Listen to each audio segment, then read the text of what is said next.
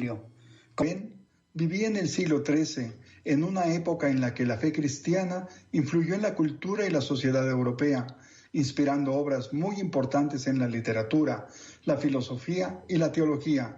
Hubo muchos católicos que contribuyeron a la armonía entre fe y cultura, y yo destaqué entre ellos. Dios me permitió ser un hombre de acción y de contemplación, de profunda piedad y de prudencia. Llegué a ser ministro general de los franciscanos, fui nombrado cardenal y me han llamado doctor de la Iglesia. Quiero compartir con ustedes las maravillas de mi encuentro con el misterio.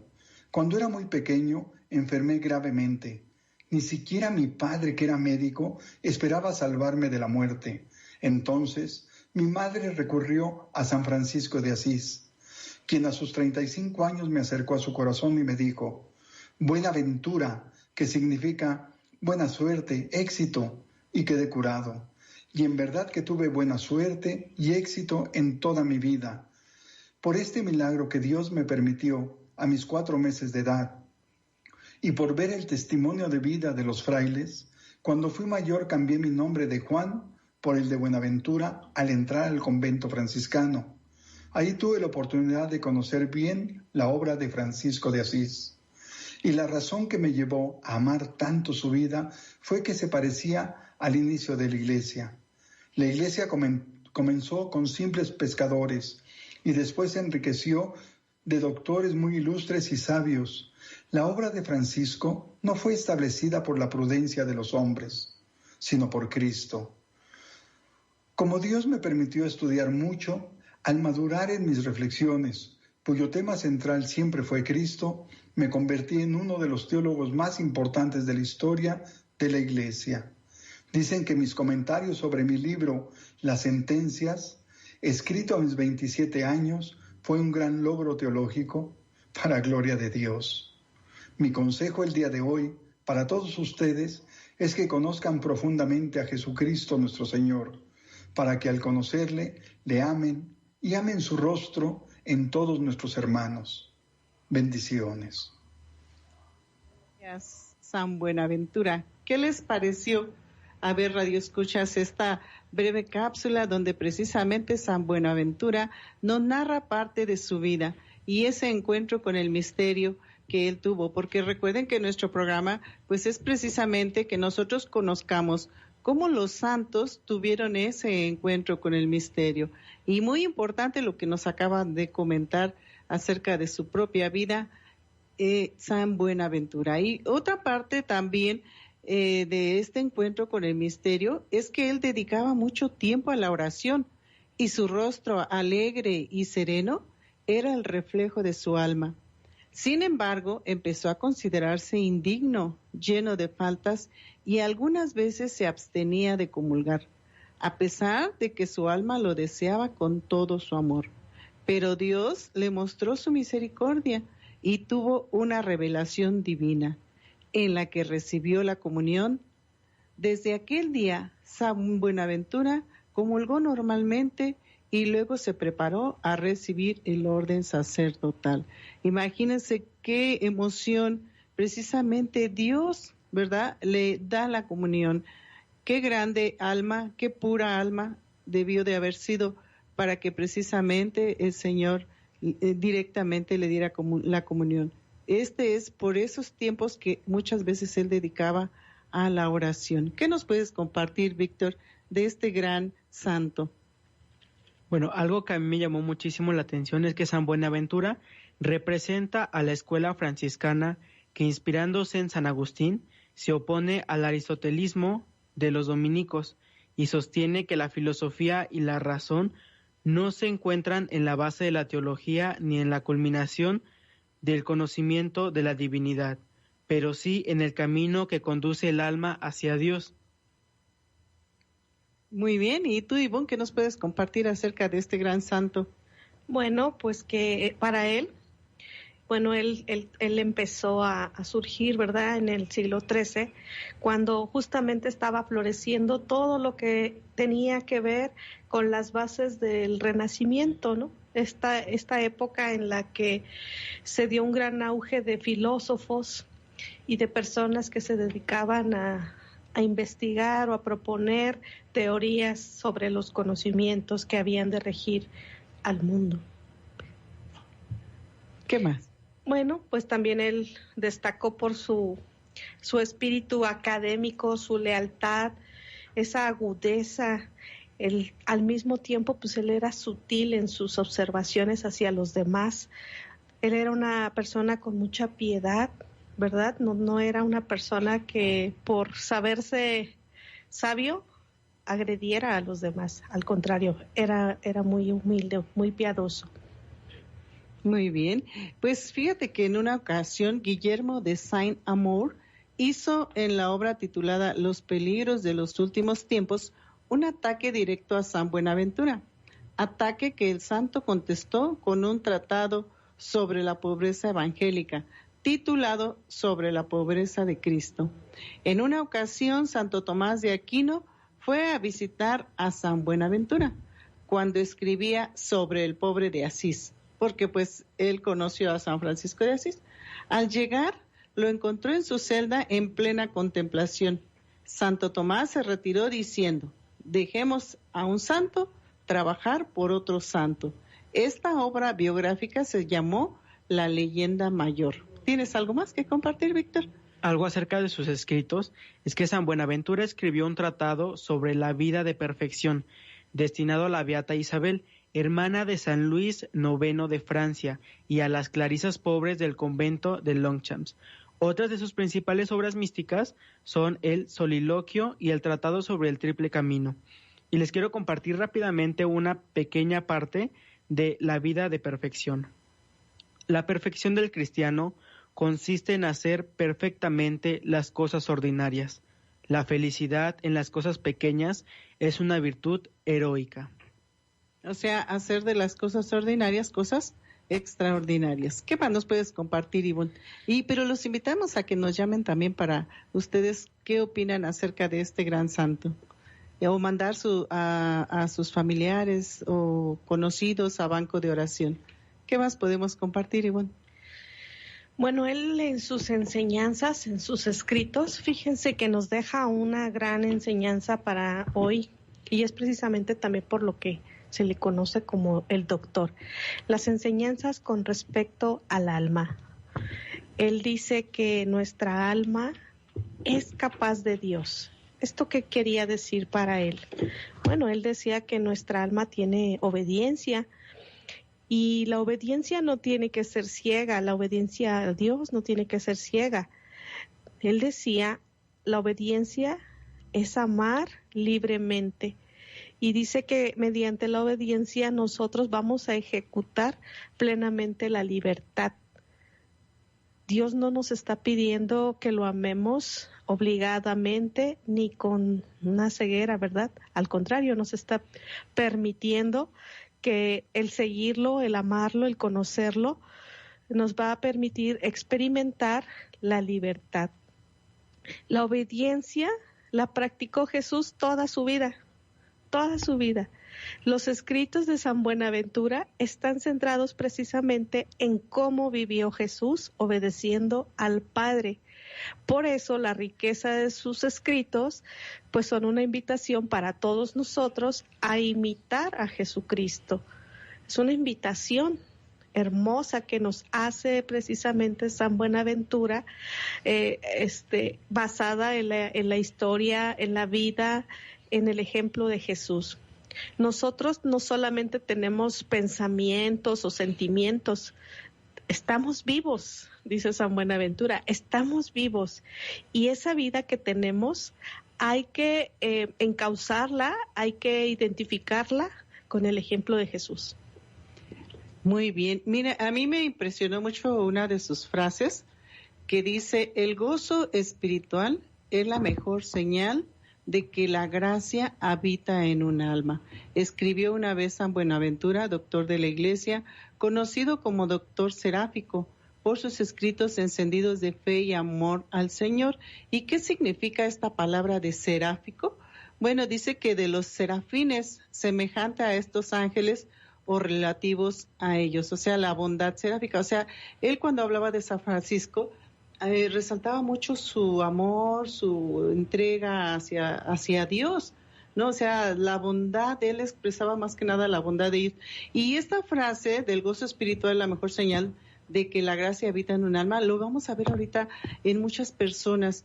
Cuando nosotros conocemos a una persona que conoce a Dios, que sabe de Dios, que está cerca de Dios, pues sus expresiones, lo que habla, lo que expresa ante las demás personas, o sea, la vamos a ver como una persona llena de paz, tranquilidad, alegre, ¿no? Pero cuando uno no tiene esa gracia, ¿verdad? Cuando la gracia de Dios no habita en un alma, hay mucho rencor en el corazón, son personas que no les parece nada, que siempre están enojados por todo, ¿verdad? Y pues critican mucho a la iglesia sobre todo.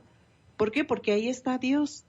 Entonces sí es muy importante, ¿verdad?, que nosotros nos alimentemos. Yo recuerdo un sacerdote que decía, ¿no?, que si nosotros comulgamos, bueno, ahorita no podemos, pero cuando teníamos la oportunidad de hacerlo, si comulgábamos frecuentemente, pues íbamos a saber a Cristo, ¿no? ¿Por qué? Pues porque lo tenemos en nosotros. Pero si nosotros nos alejamos de Dios, pues toda nuestra alma se va a ir llenando de las cosas del mundo. Y lamentablemente hay mucha frialdad, mucho egoísmo, les decía, los rencores, ¿no?, que nunca nos dejan. ¿Por qué? Porque no dejamos entrar a Dios a nuestro corazón. Por eso es muy importante que dejemos que la gracia habite en nuestra alma. Esto es muy importante. ¿Cuántas personas conocemos nosotros a nuestro alrededor que viven con tanta amargura? Y si les quieres tú hablar de Dios, simplemente no lo aceptan, ¿no? Porque quieren seguir así, quieren seguir en ese estatus de amargura, ¿no? Y entonces eso es lo que reflejan ante los demás.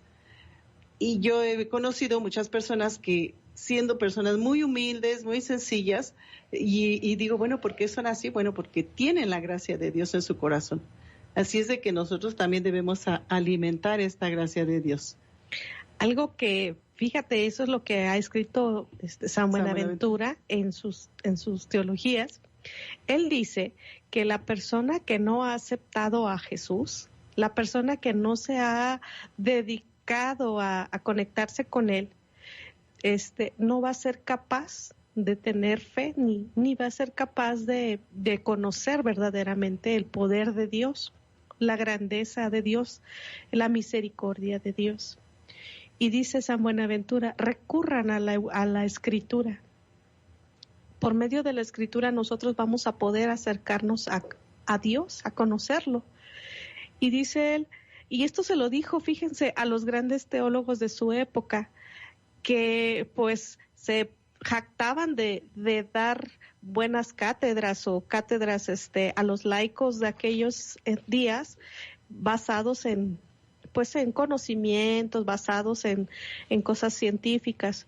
Y entonces les dice San Buenaventura, hay que cimentar la fe también en la filosofía y en la teología, pero la persona que no recibe a Jesús, la persona que no conoce a Jesús, pues no va a tener esa fuente de fe, no va a tener esa fuente de conocimiento.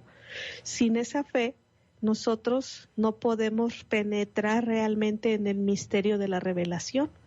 No vamos a poder entender nunca la misericordia de Dios en la vida cotidiana, en el encuentro con Dios, en la vida que a nosotros hoy nos está rigiendo.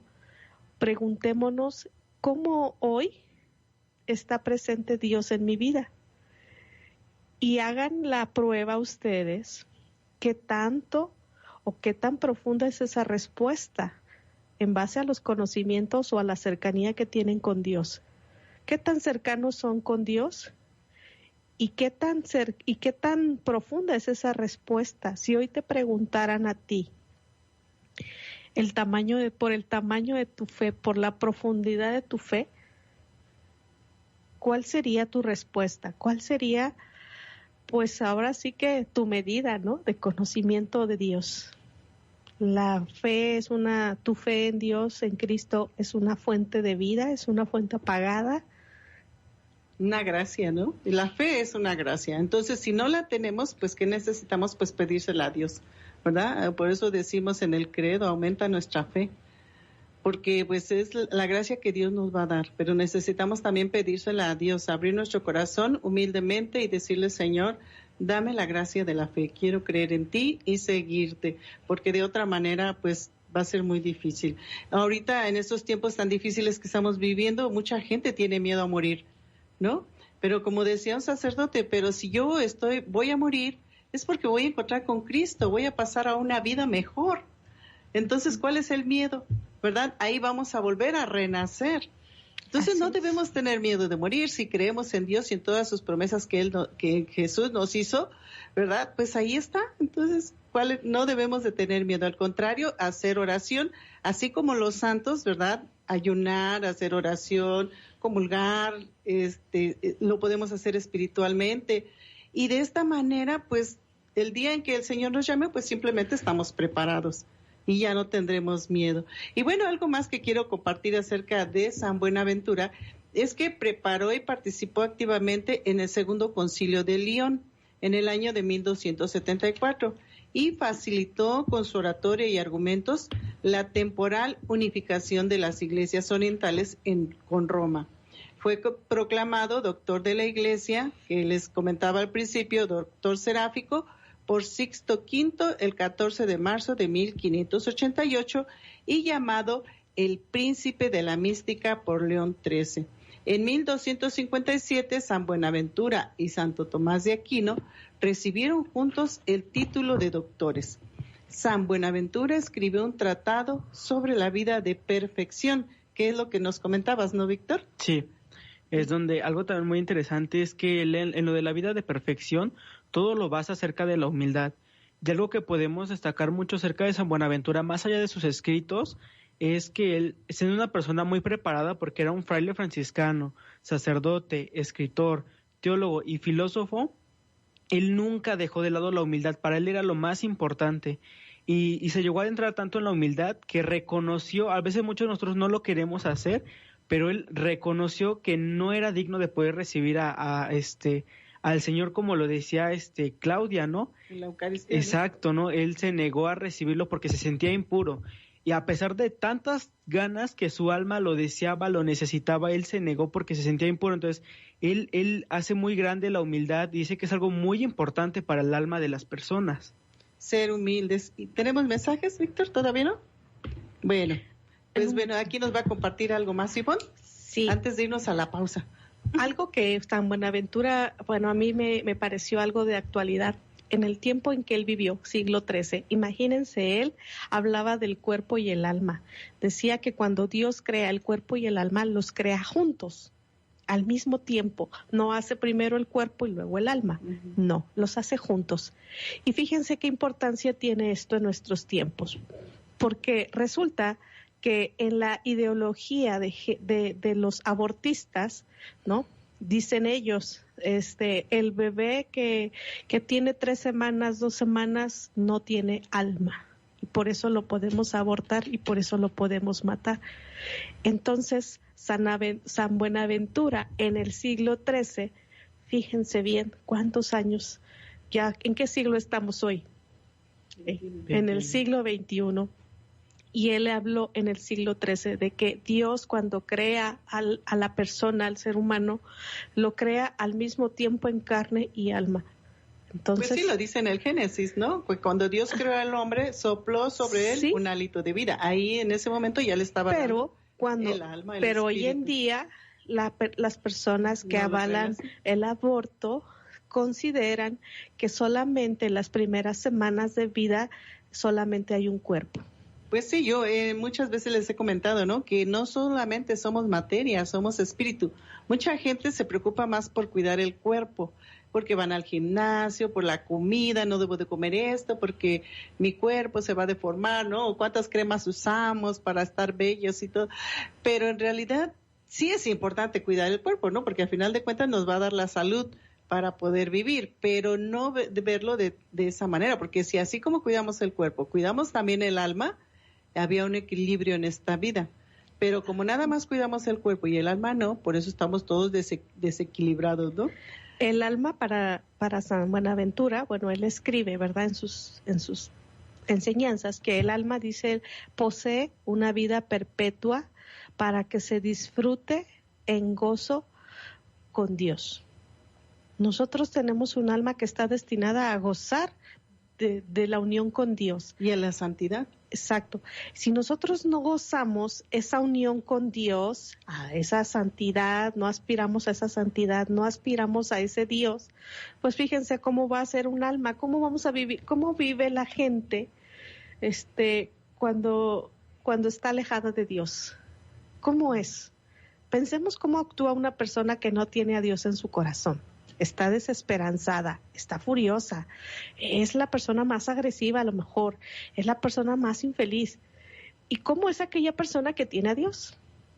Es una persona alegre, es una persona que con sus palabras, con sus hechos da testimonio de lo que tiene en su alma, de que tiene a Dios, de que tiene esa fuente de fe que es Cristo. La fe, dice San Buenaventura, es